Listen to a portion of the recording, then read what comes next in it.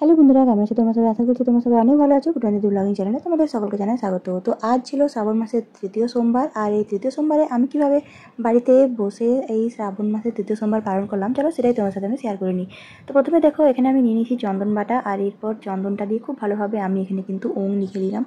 মানে যে পাথরের থালাতে আমি শিব ঠাকুরের পুজো করি, সেই থালার মধ্যে আমি এখানে দেখো চন্দন দিয়ে প্রথমে আমি ওম এখানে লিখে নিলাম। এরপর শিব ঠাকুরকে আমি এখানে বসিয়ে নিলাম, দেখতেই পাচ্ছ।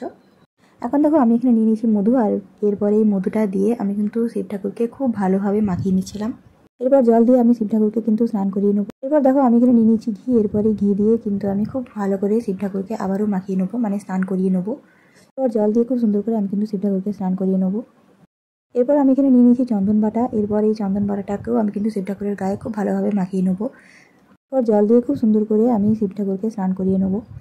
এখন দেখো আমি এখানে নিয়ে নিয়েছি দুধ, আর এরপর আমি কিন্তু শিব ঠাকুরের মাথায় খুব ভালোভাবে দুধটা ঢেলে নেবো। প্রথমে দুই পাশে একটুখানি দিয়ে তারপর ওপর থেকে আমি কিন্তু দুধটা শিব ঠাকুরের মাথায় ঢেলে নেবো। এই দুধটা ঢালার সময় আমার কিন্তু খুবই মনে একটা খুব আনন্দ হচ্ছিল, কারণ দেখো শিব ঠাকুরের মাথায় যখন দুধটা আমি ঢালছি তখন কতটা সুন্দর দেখতে লাগছে আমাদের সবাইকার প্রিয় শিব ঠাকুরকে। এরপর জল দিয়ে আমি শিব ঠাকুরের শেষ স্নান করিয়ে নেবো। থালাটাকে খুব ভালো করে পরিষ্কার করে নিয়েছি এবং শিব ঠাকুরকেও আমি কিন্তু একটা রুমাল দিয়ে মুছিয়ে নিয়েছি। যে রুমালটা আমি কিন্তু সাধারণত এই কাজে ব্যবহার করে থাকি, সেই রুমালই আমি এখানে ব্যবহার করছি। এরপর আমি কিন্তু শিব ঠাকুরকে অভিষেক করে নেবো।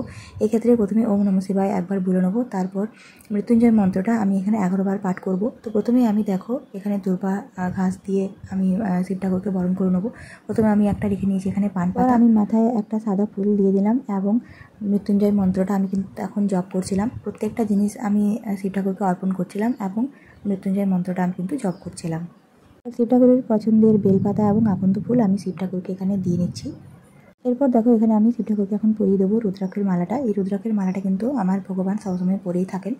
তো দুটো জিনিস আমি তুলে নিলাম প্রথমে, তারপরে শিব ঠাকুরকে এই রুদ্রাক্ষের মালাটা আমি পরিয়ে দেবো। এরপর আবারও যেটা ঢাকা দেওয়া ছিল সেটা আমি মাথায় সুন্দর করে কিন্তু দিয়ে নেবো। আমি এখানে ফল হিসেবে রেখেছি একটা পেয়ারা, এটা কিন্তু আমার গাছের পেয়ারা, আর রেখেছি একটা কলা, এটাও কিন্তু আমার গাছেরই এই কলাটা। প্রথম যখন আমি শিব ঠাকুরের পুজোটা করেছিলাম তখন কিন্তু আমি আমার গাছেরই এই কলাগুলো দিয়েছিলাম। তো এখন দেখতে পেলে একটা বড় সাইজের কলা আমি এখানে দিয়ে নিলাম। আর এখানে আমি প্যাড়া, বাতাসা এবং নকুলদানাটাকে মিষ্টান্ন হিসেবে রেখেছি, আর এই মিষ্টান্নটাই আমি এখন দেবাদিদেব মহাদেবকে দিয়ে নেবো। ওর থেকে আবারও ঢেলে নেবো সামান্য পরিমাণ দুধ।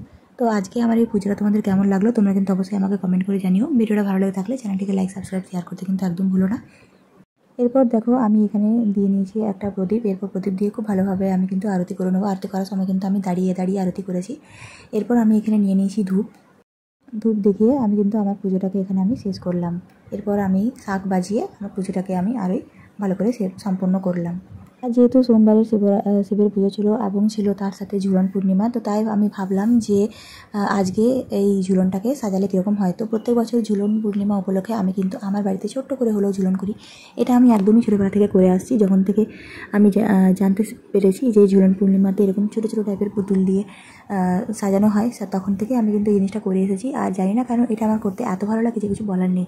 তো আমি ঝুলনগুলোকে বের করে নিলাম। তো ঝুলনগুলো আমার কিন্তু খুব একটা যে ভালো আছে সেটা কিন্তু নয়, কিন্তু ঝুলনগুলো কখনোই চেঞ্জ করা হয় না। আর এই যে দেখো ছোট্ট ছোট্ট লিলিপুটের মতো কিছু পুতুল আমার কাছে ছিল, তো সেটা আজকে আমি নিয়ে নিয়েছি এখানে। তো এখানে দেখো আমি প্রথমে ইট দিয়ে খুব ভালো করে এইদিকে এইটা এরকম একটা চৌকো মতো বক্স করে নিয়েছি।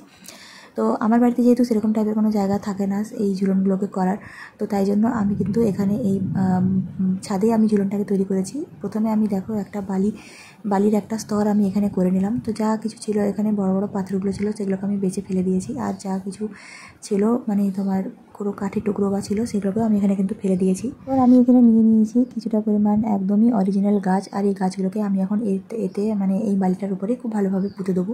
এখন দেখো আমি ছোট ছোট টাইপের যে আমার হাতি ঘোড়াগুলো ছিল, হাতি ঘোড়া, বাঘ, ভাল্লুক যাই ছিল না কেন আমার কাছে এই বনের পশু পাখিগুলো, সেগুলোকে এখন আমি একটু একটু করে মানে একটা একটা করে এই যে বালির মধ্যে খুব ভালো করে কিন্তু আমি গেঁথে নেবো। আর আমি ঠাকুরটাকে রাখবো সেই জায়গাটাকে আমি একটুখানি ফাঁকা রেখেছি, আর এখানে একটা গরু আর একটা হরিণ আমি দিয়েছি, কারণ আমরা জানি যে শ্রীকৃষ্ণের কাছে কিন্তু গরু এবং হরিণ ঘোরাফেরা করে।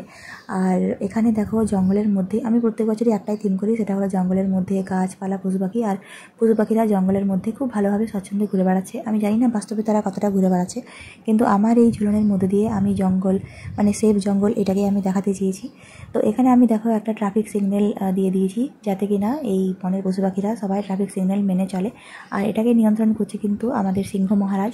আর একটা রিস্কা আমি এখানে রেখে দিয়েছি, যাতে তারা কিনা মানে বনের পশু পাখিরা সঠিক সময়ে যাতে গন্তব্যস্থলে পৌঁছাতে পারে। এখানে দেখতে পাচ্ছ দুজন ছেলে কিন্তু চলে এসেছে কৃষ্ণ ঠাকুরকে দেখার জন্য, কিন্তু এখনও কৃষ্ণ ঠাকুরটাকে আমি দিইনি, ওকে দেবো কিন্তু সবার লাস্টে। ছোট্ট কৃষ্ণ ঠাকুরটাকে আমি এখন এখানে রেখে দিলাম। তো চলো বড় কৃষ্ণ ঠাকুরটাকে নিয়ে আসি। যে পেনগুলো আমাদের কোনো কাজে লাগে না সেই পেন দিয়ে আমি এখানে দুটো স্ট্যান্ড করে নিয়েছি, আর সামান্য পরিমাণ কিছুটা পরিমাণ মাটি দিয়ে আমি এখানে দুটো স্ট্যান্ড এইরকম দেখো তৈরি করে নিয়েছি, এই যে দেখতেই পাচ্ছ। তো এটা কি কাজে লাগাবো তোমাদেরকে চলো দেখাই। তোমাদেরকে হয়তো আমি বলেছিলাম যে আমি একটা দোলনা এখানে করেছিলাম, তো যে দোলনাটা যারা যারা দোলনা করাটা দেখোনি তারা কিন্তু অবশ্যই দেখে নিও। আর এর সাথে আমি কিন্তু রাধাকৃষ্ণটাকেও করেছিলাম। তো এখন এই দোলনাটা আমি এই খুঁটিগুলোর সাথে খুব ভালোভাবে কিন্তু অ্যাটাচ করে দেবো। এরপর আমি আমার ছোট্ট কৃষ্ণ ঠাকুরকে এখানে বসিয়ে নেবো, এরপর রাধারানীকেও আমি কিন্তু এখানে বসিয়ে নেবো। ছোটো যে রাধাকৃষ্ণটা ছিল তাকে আমি জাম্বুনের কাছে রেখে দিলাম, আর এই গাছটার তলাতে আমি তাকে রাখার আসলে চেষ্টা করলাম। তো আমার এই ঝুলনটা তোমাদের কেমন লাগলো অবশ্যই কিন্তু কমেন্টে জানিও। ভিডিওটা ভালো থাকলে চ্যানেলটিকে লাইক সাবস্ক্রাইব শেয়ার করতে একদম ভুলো না। সবাই খুব ভালো থেকো, সুস্থ থেকো, খুব তাড়াতাড়ি দেখা হবে তোমার সাথে একটা পরের ভিডিও নিয়ে।